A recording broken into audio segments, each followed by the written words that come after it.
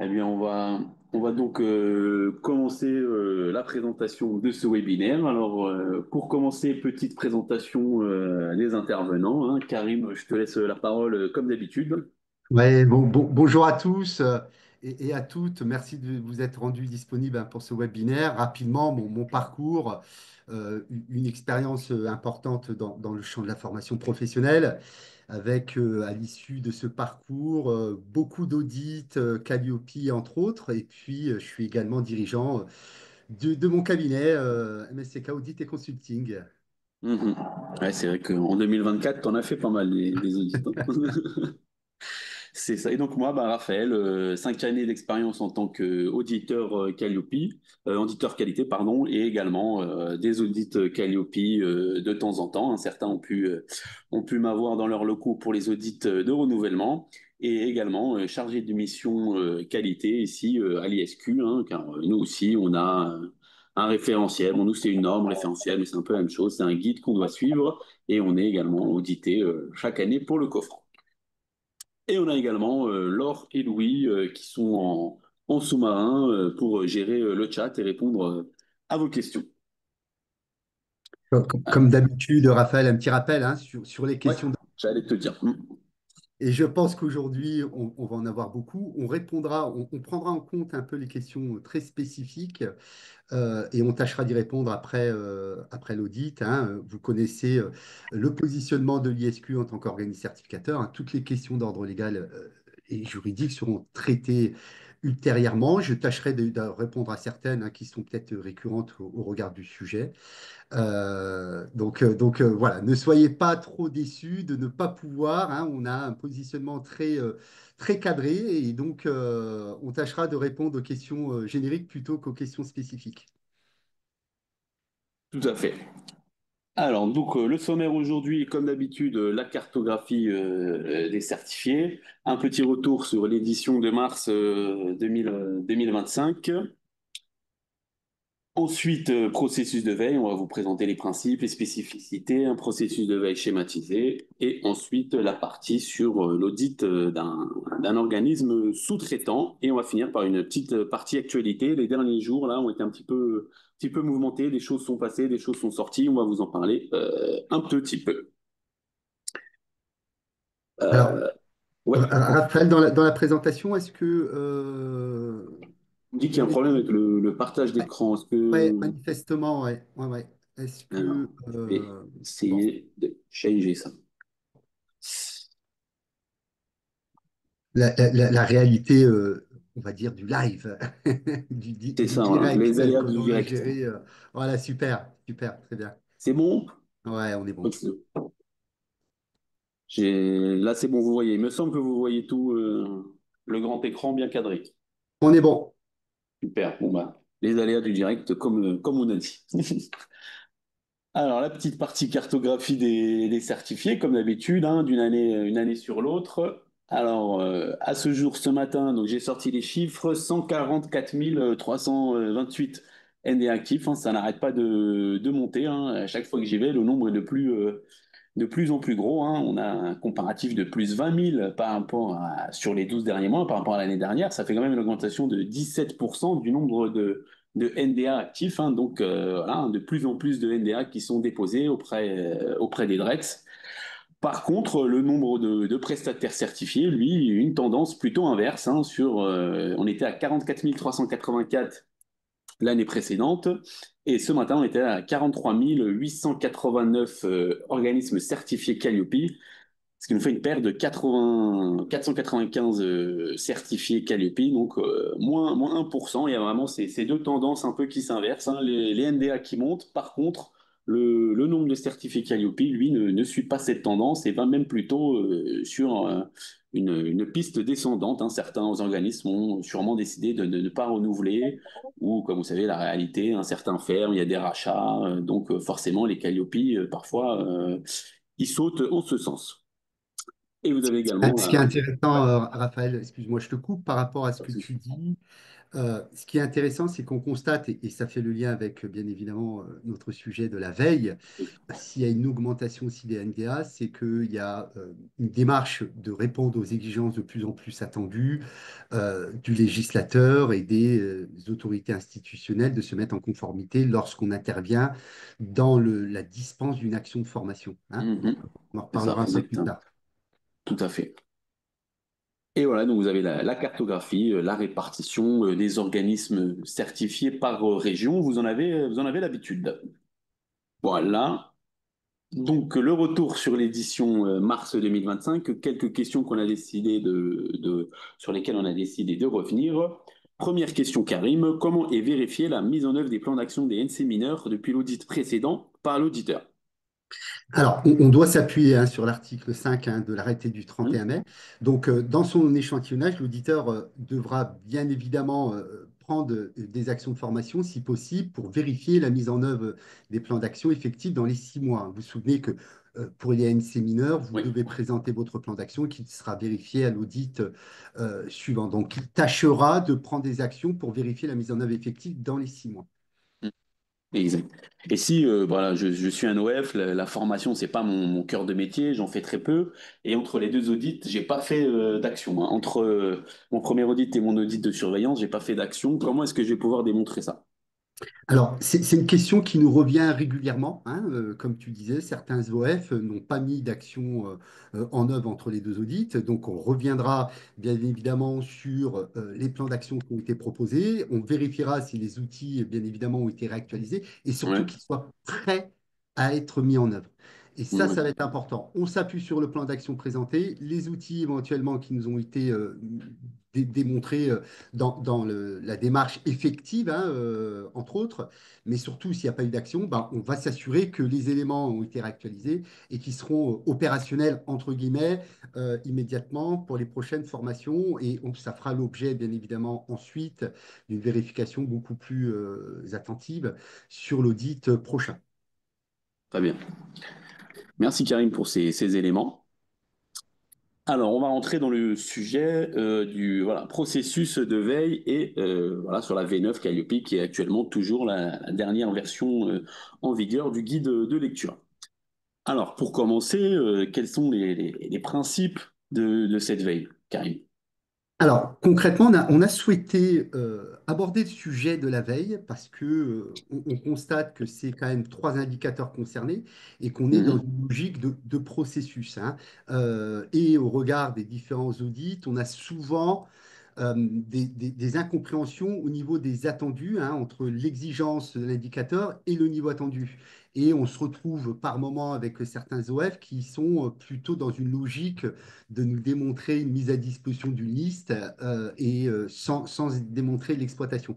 Donc c'est important, Mhm. on a souhaité revenir là-dessus. Et effectivement, au regard des principes et de la méthodologie, dans un premier temps, euh, quelle serait la définition des objectifs de veille? Donc, concernant la veille légale et réglementaire, qui est actuellement quand même très importante à avoir ces derniers temps, on doit Yes. suivre les évolutions du cadre juridique de la formation professionnelle.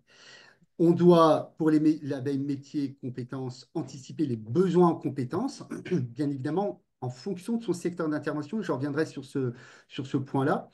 Et on a une veille attendue sur le volet pédagogique, technologique, au regard des innovations qu'on doit produire pour les outils et ou les modalités de formation.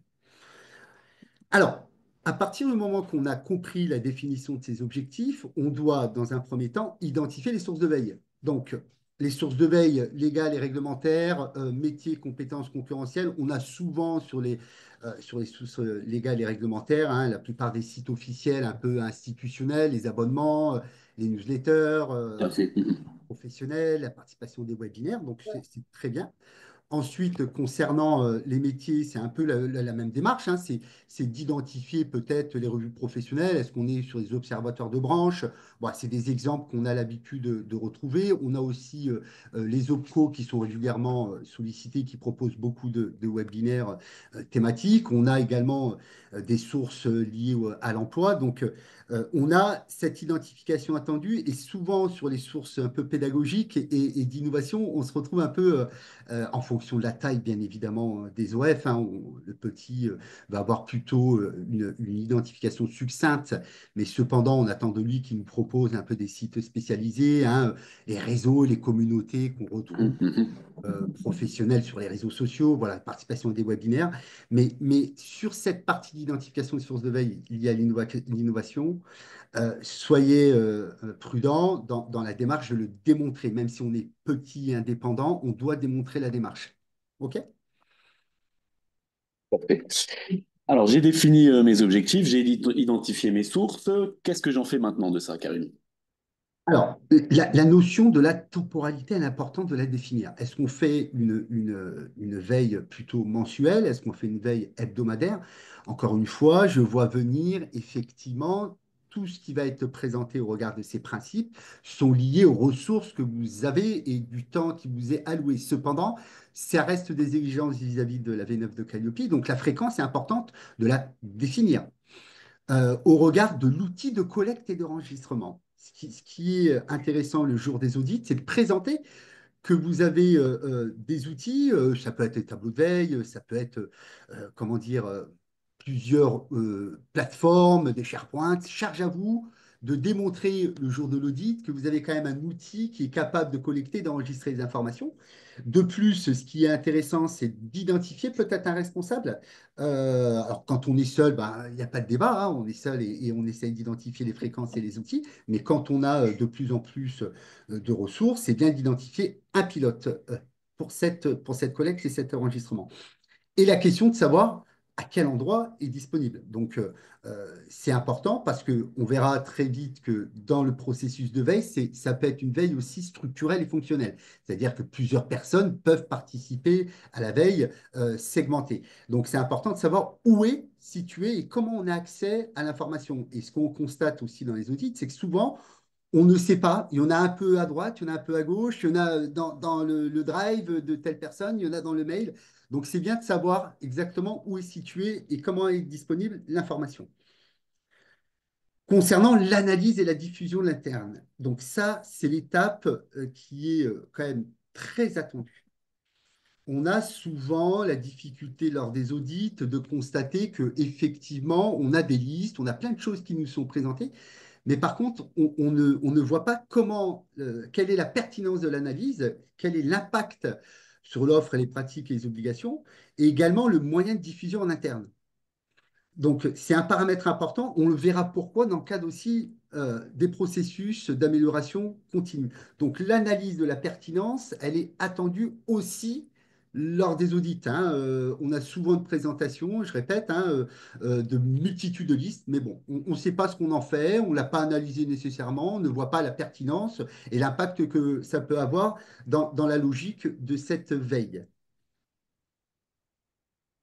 Très bien, merci quand même pour ces précisions. Et ensuite, comment je vais l'exploiter, cette veille? Alors, ça corrobore hein, ce que je disais. Ce qui me semble important, c'est la petite phrase en dessous, c'est que ça ne signifie pas, l'exploitation ne signifie pas uniquement de l'avoir lu mais d'agir à partir de cette information et j'amène la preuve que je m'en suis servi, soit pour améliorer, corriger, adapter. Donc ça peut être des adaptations documentaires, ça peut être des intégrations de nouveaux outils, du développement de compétences, ça peut être des propositions d'évolution de prestations et c'est ça qu'on attend dans le cas de l'exploitation. D'accord?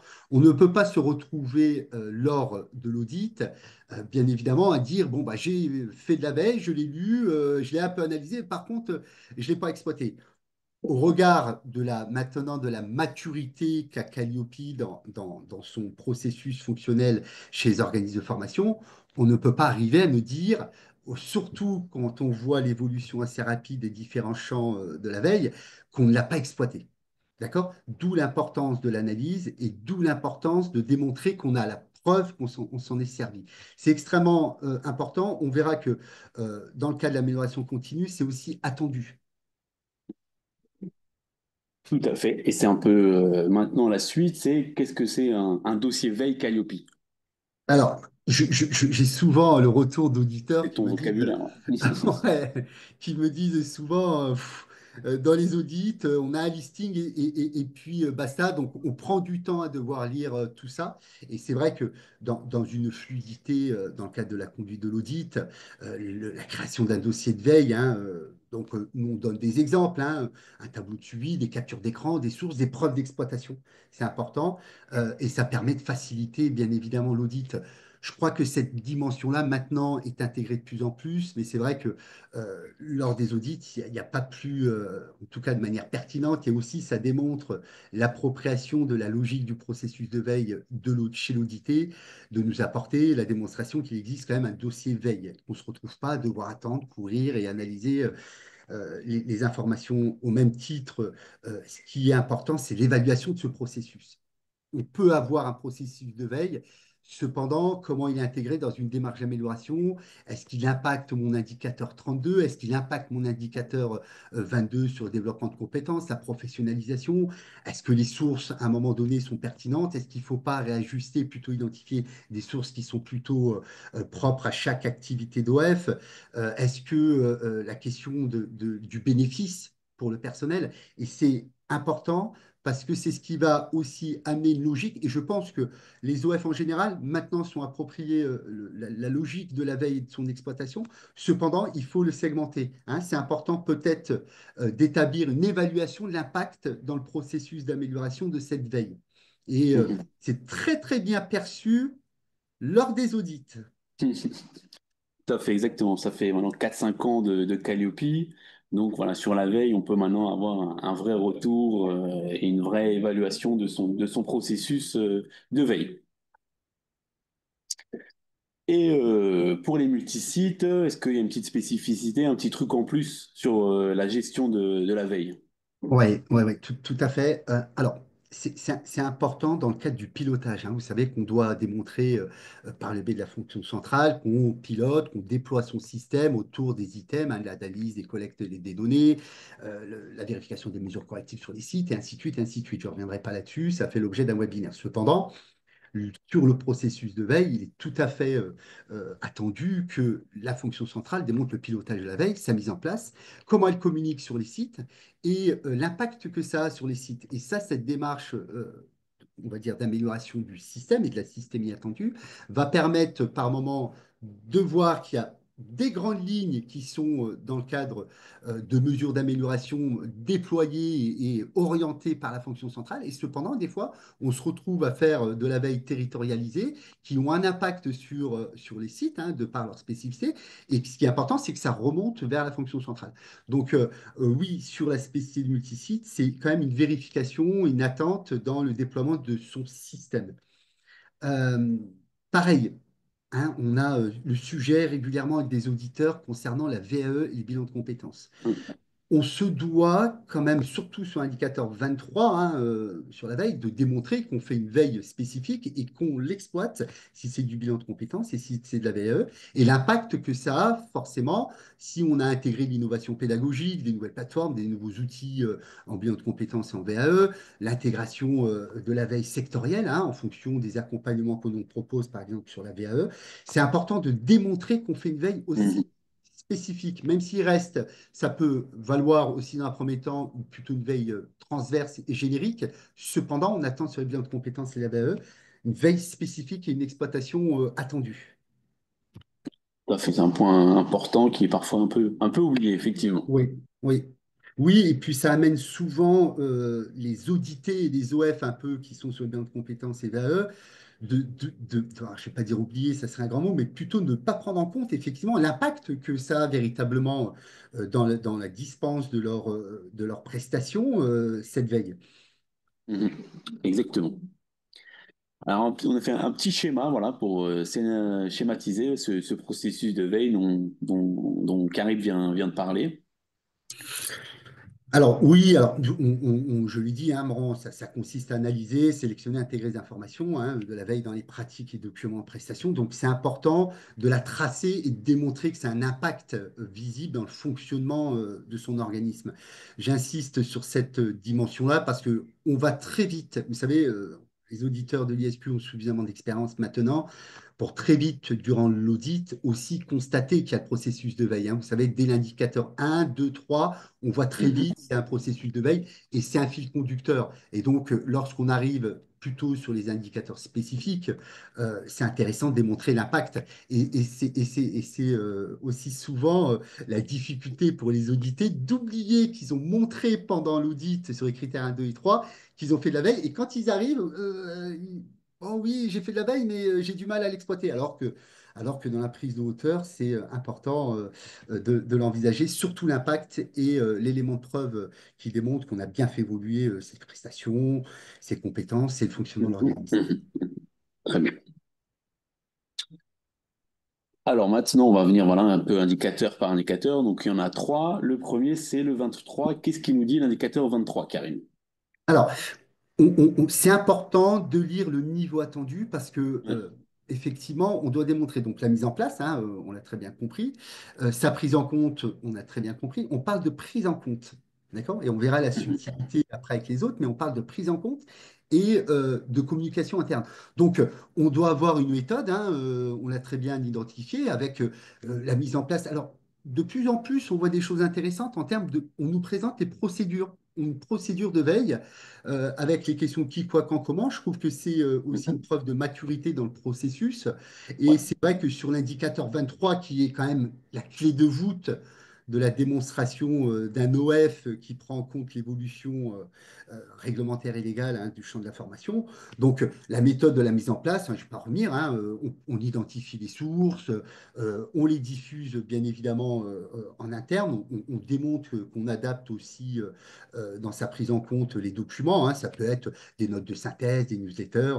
On trace bien évidemment la mise à jour des documents. On voit souvent version 1, version 2, version 3. Mhm. On Mhm. a par moment aussi des registres de veille qui nous sont présentés.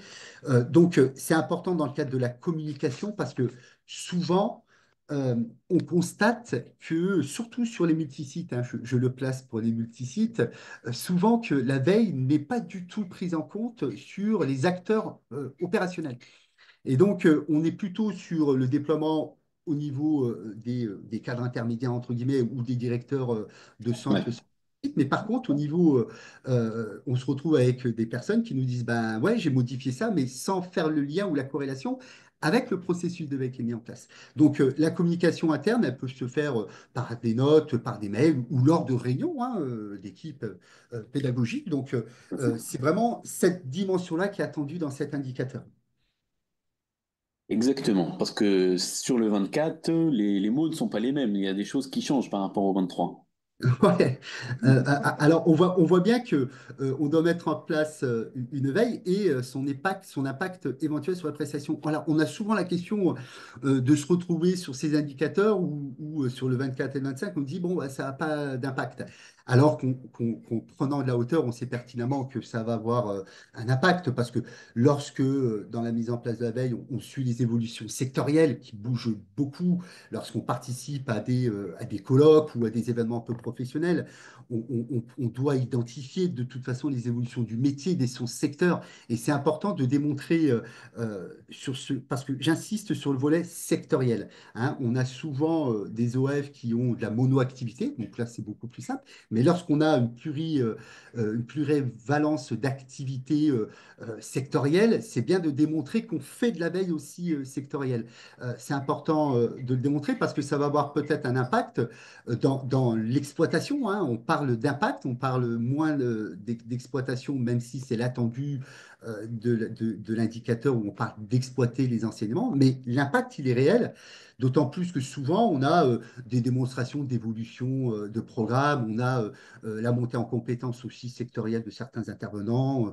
Donc, c'est important de démontrer son exploitation, l'impact éventuel. Généralement, il existe maintenant avec l'évolution du secteur, la concurrence, et ainsi de suite. Donc, il y a des choses qui sont quand même très attendues. Très bien. Et une petite obligation Alors, spécifique pour les nouveaux entrants, la ouais, mise en tout à fait. place, on va auditer la mise en place, mais l'impact éventuel sera vérifié lors du prochain audit. Il y a un petit temps, là, un petit temps de jeu entre les deux audits pour démontrer l'impact de ce qu'on a récolté précédemment.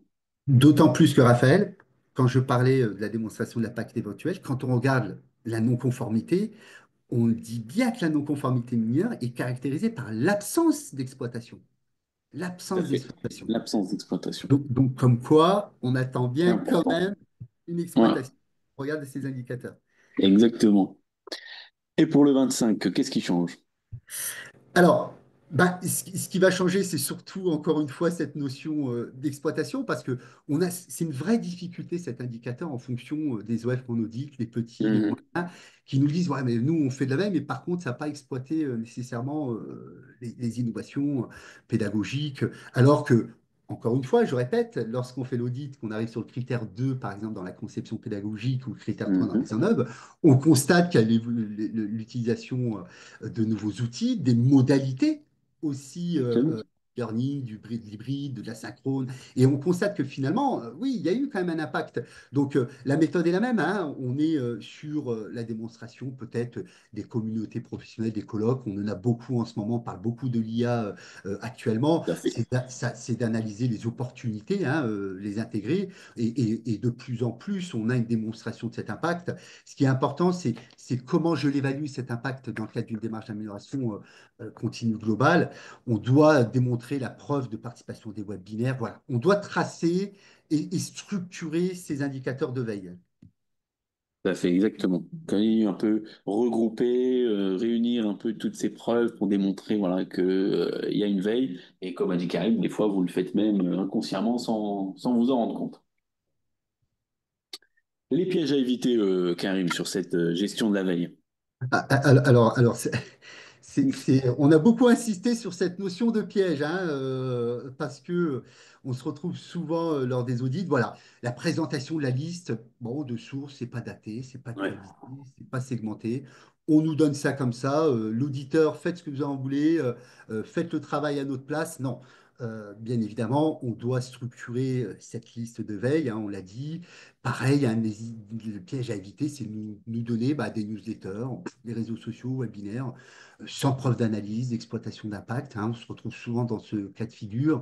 Et aussi l'absence de distinction de traçabilité par rapport à la veille spécifique. J'ai insisté, hein, sur le bilan de compétences, la VAE, mais ça peut aussi corroborer pour Mhm. l'apprentissage, par exemple, pour les CFA.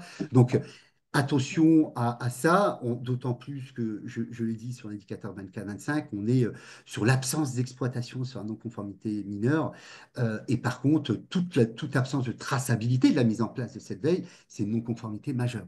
Des fois, les OF, ils sont un peu surpris qu'on mette des non-conformités, alors que, on l'a dit, maintenant on est dans une forme de maturité, d'appropriation, et nul OF peut nous dire que depuis 3 4 ans, et depuis même entre l'audit précédent et l'audit futur, il n'y a pas eu d'évolution et d'impact structurel, fonctionnel sur ces prestations, sur son fonctionnement.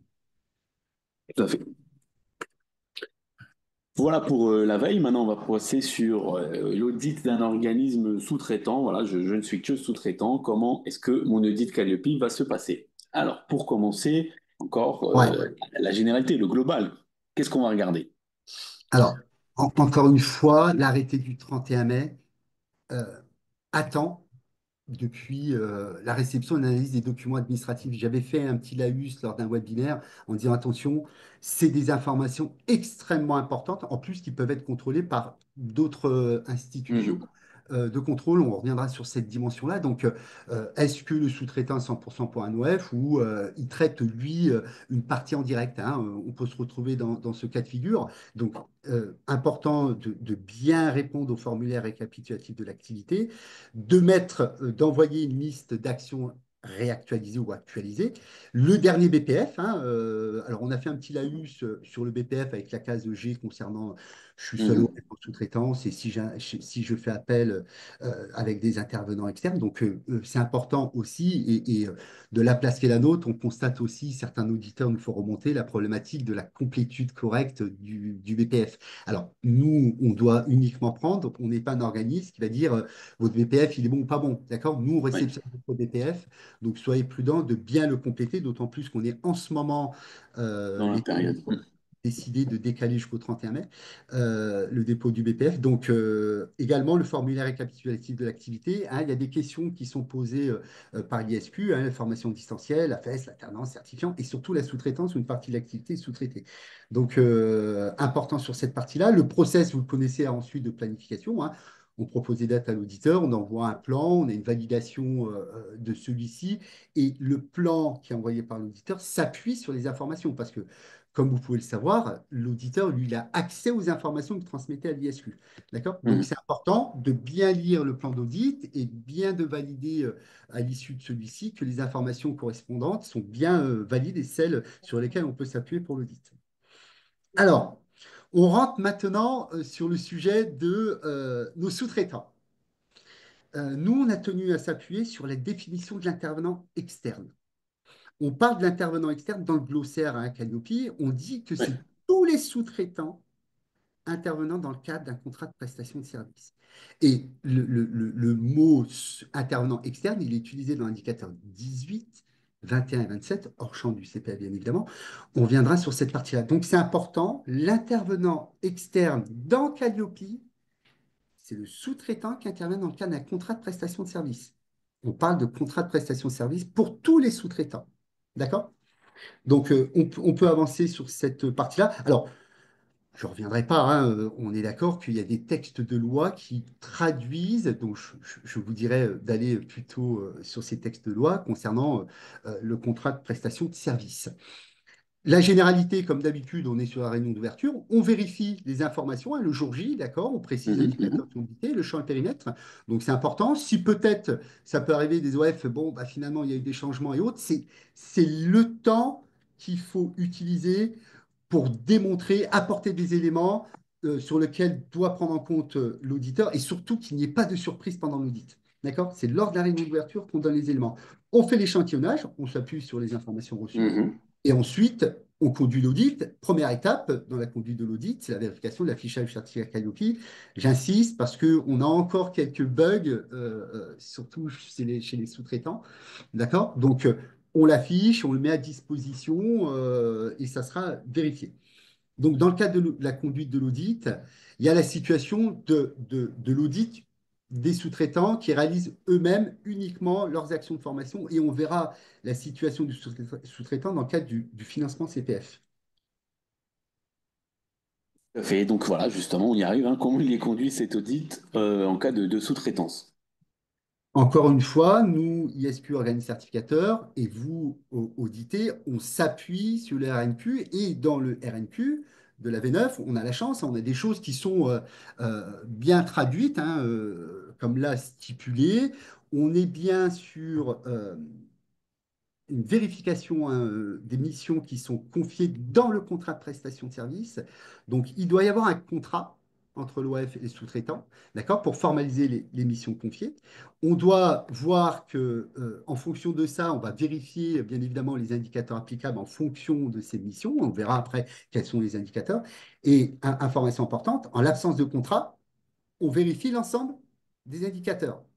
Donc, on retrouve une notion de contractualisation et entre l'OF et son intervenant externe, entre autres, ou un autre organisme de formation.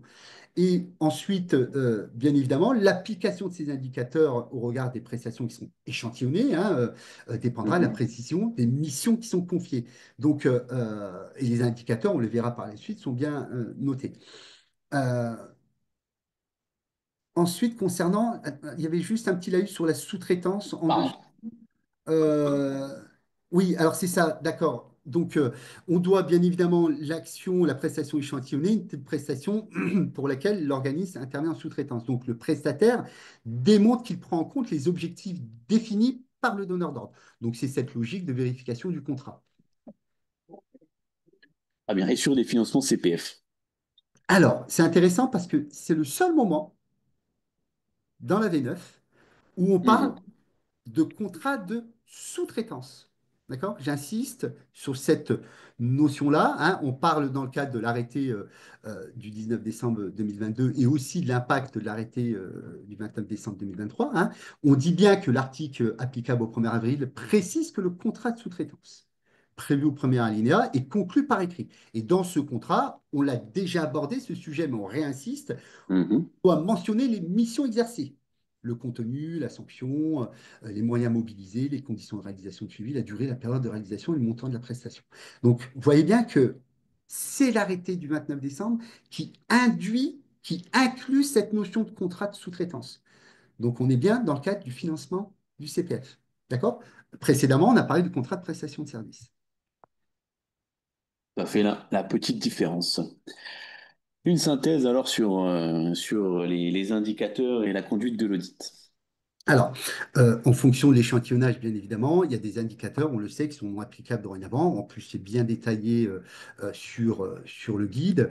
On a des indicateurs, bien évidemment, applicables en fonction du contrat de sous-traitance et ou de prestation, hein. On a oublié de rajouter de prestations, bien évidemment, le 7, le 9, le 13, le 16 et le 28. On a des exigences spécifiques sur certains indicateurs. On le verra un peu plus tard, le 4, le 5, le 8, le 26, le 30. J'ai l'impression de faire, tu sais, comme au loto, d'annoncer les L'auto. numéros.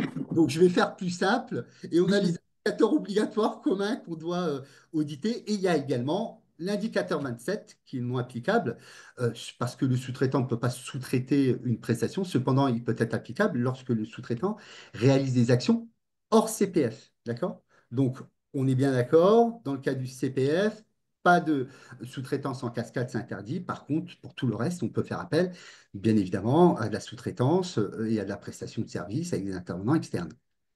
Tout à fait. Alors, je te fais une passe, Raphaël, dans le cadre de la conduite de l'audit. Voilà, c'est de resynthétiser un peu les critères et les indicateurs. Oui, voilà, exactement, pour un peu détailler ce que tu viens de dire. Donc, comme tu l'as dit précédemment, le critère 1, les indicateurs 1, 2, 3, bah, c'est à la charge du donneur d'ordre, hein. C'est pas le sous-traitant qui va déterminer les objectifs de la formation, le pourcentage de satisfaction, ça ne le concerne pas. Par contre, sur le critère 2, on a l'indicateur 4. Nous, si on vient auditer un organisme qui fait que de la sous-traitance, eh bien, on va vérifier que le sous-traitant, il tient compte de l'analyse du besoin qui est réalisée par le donneur d'ordre dans la conception et l'exécution de la prestation. Voilà, que le sous-traitant a bien suivi l'analyse qu'avait fait le donneur d'ordre sur le besoin du bénéficiaire qui lui a confié. Indicateur 5 également, on doit vérifier dans le même esprit que le sous-traitant il tient compte des objectifs définis par le donneur d'ordre, voilà, qui suit bien la consigne qui lui a été donnée, qui ne commence pas à aller sur d'autres choses qui n'ont pas été confiées. Comme on a dit sur l'indicateur 7, c'est le contrat qui est établi entre les deux parties qui va définir le degré d'investigation, qui a la responsabilité de quoi sur cet indicateur. Il faut qu'il soit bien défini dans le contrat, bien tracé, comme ça l'auditeur il va savoir jusqu'à où il peut pousser l'investigation sur cet indicateur. On a l'indicateur 8, si c'est au sous-traitant de réaliser le positionnement, il doit démontrer qu'il suit les procédures du donneur d'ordre. Voilà, je parle une formation langue. Est-ce que si c'est au sous-traitant de faire le positionnement, eh bien vous devez suivre sa procédure avec un test bien défini. Est-ce que c'est du A1, est-ce que c'est du B2? C'est lui qui va pouvoir définir les choses selon les procédures du donneur d'ordre. Sur le critère 3, on a l'indicateur 9 qui dit, pareil, voilà, le contrat est établi entre les deux parties va définir le degré d'investigation, qui envoie la convocation, qui envoie le règlement intérieur, ce genre de choses. Pareil, indicateur 13, le contrat établi entre les deux parties va définir le degré d'investigation. Pareil sur l'indicateur 16, qui c'est qui est responsable des missions qui sont sur l'indicateur 16, c'est le contrat qui va le dire. Le 26, on doit vérifier également que le sous-traitant il dispose d'un réseau de partenaires, experts, acteurs du champ du handicap. Voilà, comme vous savez, le 26, vous devez définir un réseau de partenaires, d'experts dans le champ du handicap. Si vous avez quelqu'un qui est en situation de handicap, vous devez être en capacité de mobiliser les personnes compétentes. Et ben, en tant que sous-traitant, c'est la même chose. Soit vous avez votre propre réseau à vous, soit vous devez demander au donneur d'ordre qu'il mette son réseau à lui à votre disposition pour mettre en œuvre les mesures spécifiques. Pour l'indicateur 28, c'est pareil, hein, c'est le contrat entre les deux parties qui va définir le degré d'investigation. Est-ce que c'est tout? Est-ce que c'est rien? Est-ce que c'est une partie? C'est vraiment là qu'il va falloir bien rédiger, bien poser les choses pour qu'il n'y ait pas d'embrouille, entre guillemets, sur qui porte la responsabilité de quoi. Et le dernier critère, c'est indicateur 30. En tant que sous-traitant, vous devez recueillir l'appréciation de vos bénéficiaires tout d'abord, et ensuite du donneur d'ordre qui vous a confié les bénéficiaires. Là aussi, vous devez recueillir son appréciation sur votre prestation à vous. Ok, Voilà, c'est les très indicateurs. bien. Il y a une petite spécificité et les autres, là, la grande liste du loto, comme a dit Karim, eh ben, c'est audité comme un Calliope classique, hein. Il n'y a pas de différence de sous-traitant ou pas sous-traitant. Petit focus sur l'indicateur 27, hein, toujours lui, hein, le 27, la sous-traitance. Qu'est-ce qu'il nous dit, Karim? Ça ne change rien à l'attendu, on le connaît, hein, donc c'est toujours donneur d'ordre qui vérifiera que les exigences du référentiel sont appliquées par le sous-traitant, qu'il soit qualifié ou pas, et interdiction de la sous-traitance en cascade. Donc ça veut dire que concrètement, même si moi, hors champ du CPF, je fais appel à des intervenants externes en prestation, donc là, je Mhm. dois m'assurer qu'ils respectent bien toutes les exigences. Donc l'auditeur fera exactement le process classique de vérification des mesures et des dispositions qui sont mises en place pour faire respecter cet indicateur. On a Tout beaucoup à fait. abordé ce sujet. Donc, Oui, c'est vrai. alors, Voilà les petites juste actualités. avant, Ouais, Raphaël, juste vas-y. un petit point quand même. Si tu peux revenir en arrière, juste sur la Je dernière slide. reviens. Je crois que je veux juste faire un petit rappel concernant les contrats. L'auditeur, lui, il va vérifier l'existence d'un contrat de prestation. D'accord? Il n'est pas là à vérifier la conformité, même si il doit vérifier les points attendus dans le cadre d'un contrat de sous-traitance, hein, dans le cadre du CPF. Donc, n'attendez pas de l'auditeur de dire est-ce que mon contrat est conforme ou pas conforme. Il pourra dire, s'appuyer sur les points qui sont dans le référentiel, hein, surtout dans le cas des contrats de sous-traitance CPF. Mais attention, on doit démontrer qu'il existe un contrat de prestation de service dans un premier temps et éventuellement dans le cadre du financement CPF de sous-traitance. D'accord? Donc, important, cette particularité-là, parce qu'on a souvent des OF qui attendent un conseil juridique. On peut faire quelques points d'éclairage, mais pas de conseils Et pas trop lorsqu'on est trop non plus. auditeur, hein. Quand on est Exactement. auditeur, faites attention à ça. Vous ne pouvez pas attendre ça de l'auditeur. Tout à fait. Donc, petite actualité là sur les derniers jours, il y a eu un peu de mouvement dont on va vous parler aujourd'hui, dont un décret qui est sorti le 14 avril relatif aux modalités d'alimentation du compte personnel de formation. Alors, on parlait de veille, hein. Donc, Voilà. je pense que vous êtes au Un peu fait désolé. qu'actuellement, ça bouge beaucoup. Effectivement, hein. On doit faciliter le cofinancement dans le cadre du CPF. Ce décret donne des points de clarification sur le cadre flexible, hein, d'utilisation du CPF, avec un ciblage sur l'usage et la formation, des conditions d'utilisation. Euh, Là, les points de clarification, c'est comment le co-abondement par l'entreprise permettait de mettre en place, d'envoyer en formation son collaborateur, mais il y a des choses qui se sont vraiment réduites avec une nécessité. Alors, on a le schéma, hein, qui le démontre. Lorsqu'on est titulaire, on a le portail d'information, donc dans mon compte personnel de formation, et on a l'espace des organismes de formation également. Donc, on se retrouve avec un tripartite employeur titulaire du compte CPF et également OF, avec une dernière version qui est sortie sur les conditions générales, hein, sur la Caisse des dépôts. Voilà, l'idée, c'est l'obligation qui revient en particulier, hein, c'est l'obligation des OF à lier l'exécution des formations et au type de manquement des organismes de formation, des mesures prises par la Caisse des dépôts concernant cette version 13. On constate qu'au 28/2/2025, hein, c'est une petite information qu'on donne, il y a 83 millions qui ont été de dotations volontaires versées par les employeurs, donc 15 782 employeurs. Et depuis en 2025, on est à 3 millions de co-abondement concernant le CPF. Donc, on voit bien qu'il y a des axes extrêmement intéressants pour les organismes de formation sur la dotation volontaire, bien évidemment, des entreprises, sur le co-abondement du CPF. Donc, il y a des choses à réfléchir stratégiquement sur ce cadre. Alors, il est vraiment revenu bien cadré parce qu'il y avait eu encore quelques points d'interrogation et d'achoppement concernant l'usage du CPF. Mais là, maintenant, c'est bien cadré par la Caisse des dépôts. Tout à fait. Et en parlant de caisse des dépôts et de consignation, on a appris pas plus tard qu'hier qu'il y avait voilà, des contrôles, des campagnes de contrôle qui vont être mises en place. Alors, bon, c'est dans l'air du temps, hein. Il y a eu beaucoup d'éléments de- d'un point de vue médiatique aussi, mais surtout une prise de conscience du législateur de l'usage des fonds de la formation professionnelle d'apprentissage en règle générale. On ne va pas revenir sur tout ce qu'on entend et les dérives qu'on peut constater malheureusement, et ça c'est souvent au détriment des bons organismes de formation qui dispensent, eux, de vraies qualités de formation, qui respectent bien les exigences réglementaires et légales, et aussi qui mettent en application bien évidemment Calliope. Mais là, on prend un peu plus de hauteur. On prend un peu plus de hauteur, c'est-à-dire que la Caisse des dépôts, hein, a mis en place, dans le cadre de l'amélioration continue, des types de contrôle et d'audit. On a sur les standards qu'on peut-être OF parmi vous ont déjà eu, hein, c'est le contrôle standard, échantillonnage des actions de formation, c'est un contrôle documentaire, service fait, hein, contrôle documentaire sur pièce. Et on a une petite minorité où il y aura des contrôles avec une évaluation plus approfondie sur site. D'accord? Et ces contrôles portent actuellement et développés dans 17 critères, mais ils sont sur des thématiques, le contenu de la formation, outils, ressources pédagogiques, la composition du groupe de stagiaires, la durée, le rythme de la formation. On est également sur l'évaluation des connaissances et des compétences. Là, on voit qu'on bascule un peu plus dans la conception et la mise en œuvre de la qualité pédagogique des actions, l'expertise des formateurs.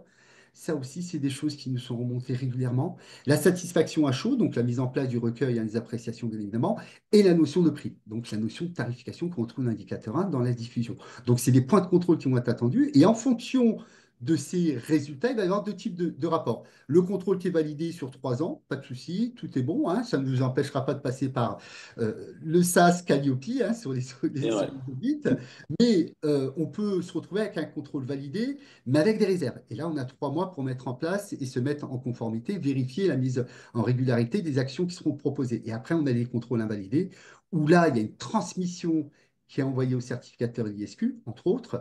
On a une possibilité de déclencher les contrôles et dans les cas rares, une ouverture de procédure contradictoire. Donc, on se rend compte qu'actuellement, il y a un resserrement des contrôles, il y a une volonté très claire de pas s'appuyer uniquement sur la certification de Calliope, mais d'aller au-delà. Et c'est un peu ce qui est aussi en réflexion, je ne vous cache pas, entre les organismes certificateurs et DGFP et France Compétences, sur le fameux perspective de Calliope plus version 10, et ça on verra en temps et en heure pour pouvoir communiquer là-dessus. Mais on voit bien qu'il y a des choses qui sont mises en œuvre. Donc, effectivement, les contrôles sont partis, sont en cours. Donc, charge à vous aussi de respecter la réglementation, d'où le process de veille de l'indicateur 23, entre autres.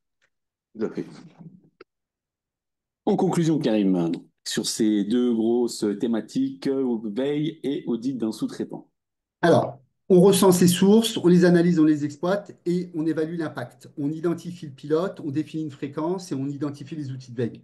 Voilà ce qui nous permettra d'être dans une logique de processus de veille et qui garantira aux OF et aussi à l'auditeur une fluidité dans l'audit et la perspective de la conformité, bien évidemment, au regard des exigences. Concernant l'audit d'un sous-traitant, j'insiste beaucoup, je l'ai dit plusieurs fois, même dans les audits précédents, dans les webinaires précédents, on doit envoyer les informations actualisées. On ne doit pas découvrir les éléments le jour J ou en tout cas la réunion d'ouverture, faire des points d'alerte. On doit formaliser les missions confiées dans le contrat, hein, dans le cadre du contrat, et on Mhm. va avoir une identification des indicateurs applicables et obligatoires attendus. Voilà, c'est ça. Comme tu as dit, s'il n'y a pas de contrat, on audite tout.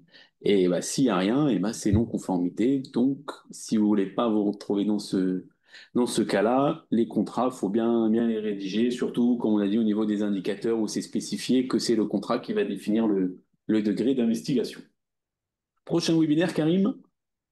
Alors, on a beaucoup échangé en interne, au regard un peu de tout ce qu'on a déjà présenté Et durant ouais, le on a fait webinaire. beaucoup de choses, hein. Ouais, il y a un sujet qu'on voulait aborder, donc la notion de cybersécurité qui est dans l'air du temps actuellement, et la réalisation, dans le cadre de la réalisation de l'audit de surveillance à distance. Donc, important d'être présent parce qu'il y a des informations et des éléments qui vous seront transmis concernant, on va dire, le cadre à bien respecter et éviter des problématiques d'intrusion, de virus, des choses comme ça, parce qu'on va devoir utiliser le distanciel. Donc, ça sera abordé par un spécialiste en plus de la cybersécurité en interne de l'ISQ. Donc, soyez bien présents et on abordera bien évidemment aussi une partie de l'audit de surveillance, hein, mais soyez bien présents pour le prochain audit, Tout à pour fait. le prochain Jeudi 22 webinaire. mai. C'est ça. Jeudi 22 mai, c'est midi comme d'habitude. On n'a pas mis l'heure, mais c'est midi comme d'habitude. Voilà, des petites questions-réponses, hein. Louis, Laure, j'imagine qu'il doit y en avoir, hein. Comme l'a dit Karim, hein, sur certaines, on ne pourra pas répondre, hein, malheureusement, mais peut-être que sur d'autres, on aura des éléments de réponse. Oui, on a déjà prévenu au fil de l'eau que Bon, certaines questions n'étaient pas prenables parce que ça fait partie du conseil et que nous ne sommes pas habilités à apporter des éléments de conseil, ni d'ailleurs des éléments juridiques parce que ça sort de notre champ de compétences. On me demande, entre autres, donc de revenir sur le slide 17, Raphaël, et est-ce que oui. vous pouvez préciser le troisième piège à éviter? Entrer un peu plus en profondeur. Pour anticiper, lui, ce que tu disais, hein, si on fait une bonne veille juridique et légale dans le champ de la formation, il y a bien d'autres acteurs institutionnels et bien d'autres OF et structures qui sont en capacité de répondre aux questions d'ordre juridique. Alors, le dernier point. Absence de distinction de traçabilité de la mise en place de la veille spécifique par catégorie d'action, notamment pour le Oui, réglementaire. oui. Alors, effectivement, souvent, on a une liste de toutes les thématiques, les unes derrière les autres, qui sont mélangées. On a le thème de l'apprentissage, le thème du secteur, le thème de la concurrence, le thème de l'innovation. Et on se retrouve généralement avec une problématique de traçabilité et surtout de veille spécifique. Donc, c'est ce que j'ai dit, hein, il faudrait bien structurer votre veille au regard des veilles spécifiques. Donc, déjà sur le 23, 24, 25. Et surtout, si aussi on est dans des catégories spécifiques, bilan de compétences, VAE, et ou aussi par moment concernant l'apprentissage. Donc, c'est bien de faire le distinguo dans la Mhm. traçabilité. Exactement. Concernant l'indicateur 5, lors d'une formation CPF, si le donneur d'ordre ne respecte pas les objectifs définis, est-ce que le sous-traitant peut avoir une non-conformité? Ah, tu veux répondre ou comme tu veux Alors, la question c'était si le donneur d'ordre ne respecte pas ou c'est le sous-traitant qui ne respecte pas. C'est ça. C'est le donneur d'ordre qui ne respecte pas. Si le donneur d'ordre, bah, nous, on va vérifier que le sous-traitant, il fait ce que le donneur d'ordre lui dit. Donc, Pour aller dans la continuité, bien évidemment, hein, c'est toute la problématique du contrat et de la formalisation des missions. Et l'auditeur ISQ, il est suffisamment expérimenté et professionnel pour constater si, bien évidemment, dans l'indicateur 5, les objectifs ont été respectés par le sous-traitant et si les objectifs sont définis aussi correctement, parce que des fois, on a des contrats où les objectifs ne sont pas bien définis. Mais cependant, pas d'inquiétude, hein, lorsqu'on est sous-traitant on ira chercher dans l'investigation que le sous-traitant respecte au demeurant les exigences attendues sur cet indicateur 5, hein. Donc, on saura faire le distinguo, entre autres, dans les mhm. cas spécifiques. Merci. Question sous-traitance en cascade, donc qui est interdite en ce qui concerne le CPF. Est-ce qu'elle est autorisée hors CPF? Bah oui, c'est ce qu'on a dit, hein. Donc, pas de souci. Tout ce qui est Il hors faut champ de revenir dessus. CPF, tout ce qui est hors champ de CPF, Mhm. bien évidemment, on peut faire appel à la sous-traitance et ou à la prestation de services, je dirais davantage, concernant les intervenants externes. Et là, pour le coup, ça veut dire que vous aurez la responsabilité de démontrer dans l'indicateur 27 que vous faites bien respecter toutes les exigences attendues du référentiel et surtout respecter les missions du contrat et des attendus qui seront formalisés logiquement dans le contrat. Donc oui, c'est possible tout à fait. Tout à fait, voilà. Que votre sous-traitant respecte bien ce que le donneur d'ordre vous a confié, voilà, c'est un peu la chaîne. Il faut bien que tout colle entre chaque partie prenante. J'anticipe aussi lui sur cette question. Ne dites pas le jour J, s'il vous plaît. Ah, mais moi, je travaille avec un sous-traitant qui est caillopisé. Vous savez bien que ça, c'est moyen. Même si on Oui. prendra en compte, ça ne n'empêche pas qu'on vérifiera la chaîne de mise en œuvre de la qualité du process, hein. Et ben, tu as anticipé la prochaine question. Si je sous-traite une formation à un organisme certifié Calliope, quelles sont mes obligations? Connaître le nom du formateur et l'enregistrer dans ma session de formation. Est-ce que je dois disposer des preuves de ses compétences? Ah, une bonne question, ça. Et en plus, ça fait l'objet de jurisprudence sur cette dimension-là.